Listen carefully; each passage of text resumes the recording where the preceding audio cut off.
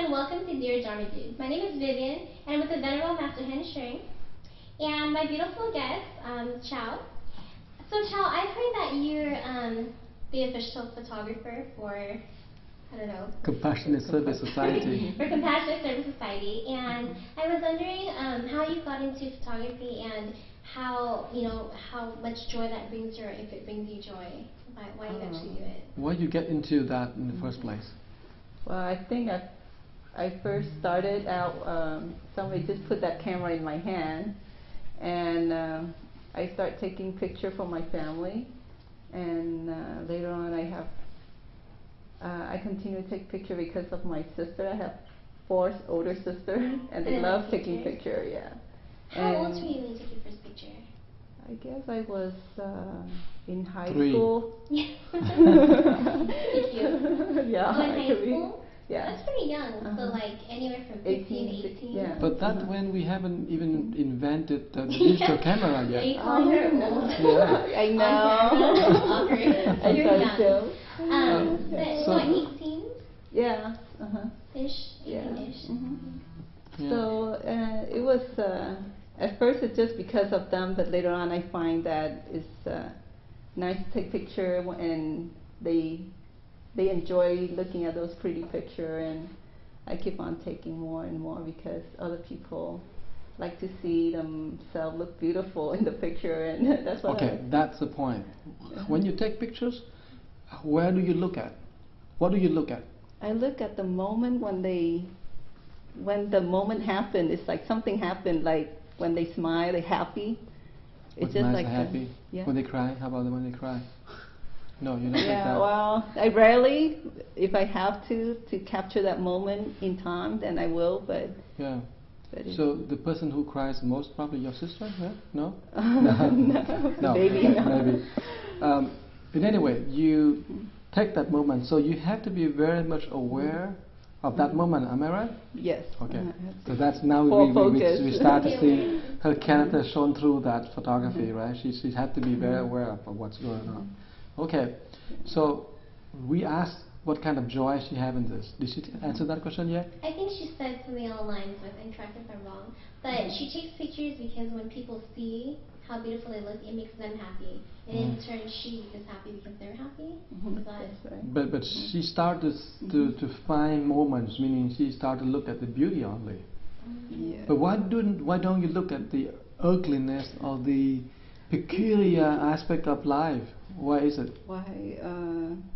Because you don't want to look back in your past life and see, oh my Past God. life. I was like, oh, did I do that? Oh, yeah. Oh no. No, so you never take any ugly picture. I delete them. Oh, I you happen delete to take it, but I delete them. But isn't that really wonderful that you can delete something ugly?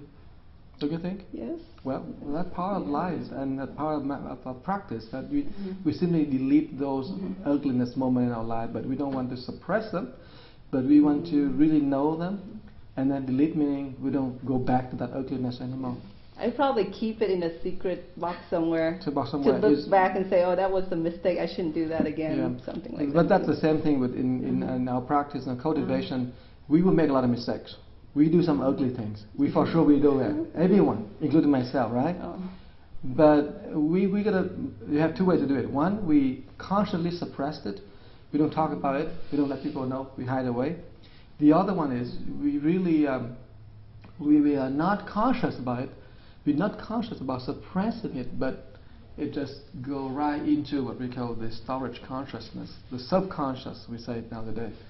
But the same idea. You have a special place to delete files kind of thing, but we always have that deleting thing. Yeah. Okay. Now the next question is, what does she do with those delete stuff? You keep for yourself? Yes, I keep for myself. Why? Do you ever show people? Why? Yeah. No, I don't show them. Blackmail people? No. No. But what do you do with all the ugliness there? You learn from that mistakes? Yes, I learned, like, if I want to take a better picture next time, then I shouldn't take it at the same angle again. Okay. Maybe so you look for a better angle. So you actually look at those pictures, right? Yes. You put it on, look at those pictures? Yeah. Same thing in our life. we a lot of times that we so afraid to look at our mistakes, our faults. We're so afraid to look at it. No, I don't want to. No, I just put it away. But it's good. A good example. A good thing that you have talked about fighting all these faults and mistakes and what you do wrong, and you go to it and improve. And that's a very, very key thing for evolution and being a person. We don't deny them, we don't suppress them, but we learn from it. So that's good. You have given us a good lesson here. Okay. Now, how much memory you have? I mean, you gotta have maybe a huge terabyte kind of thing, right? Yes, it's like. But I thought you upload a lot up there on the internet. Yes, You upload I on did. the Flickr or something? Flickr.com.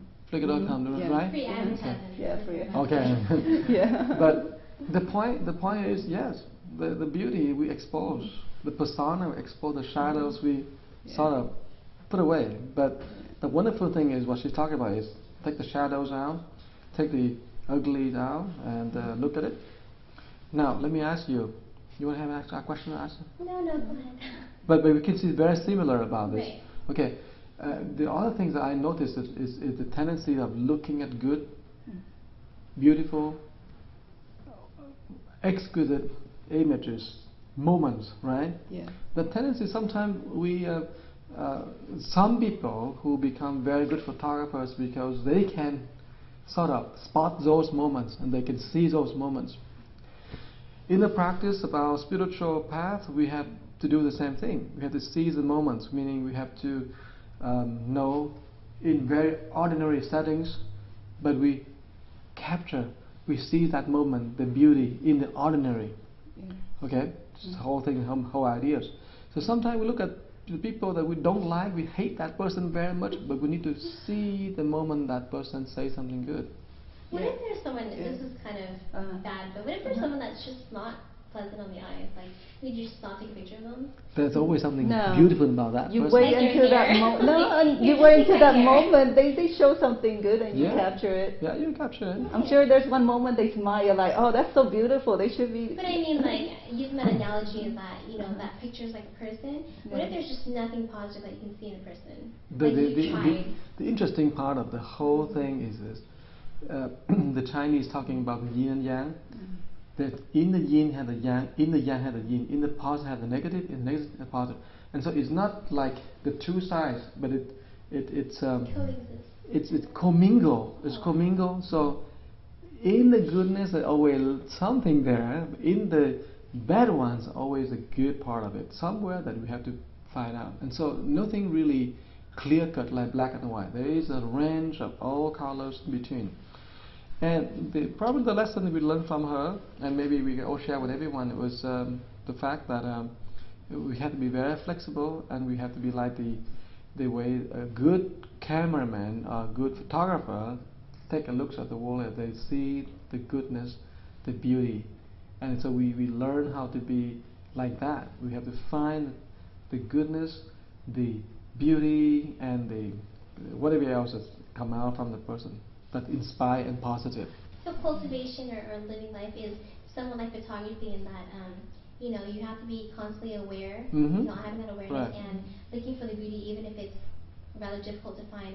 But, accept the fact that there are going to be low points, trials, tribulations, the ugly moments of the picture, or the ugly pictures, and you still should keep them. Maybe learn, not dwell on it or keep on looking back, but definitely acknowledge To learn from it. To learn from it and then move on from it. Okay, so thank you, Cha, and thank you, Master, for your wisdom. And thank you, viewers. See you next time. Bye.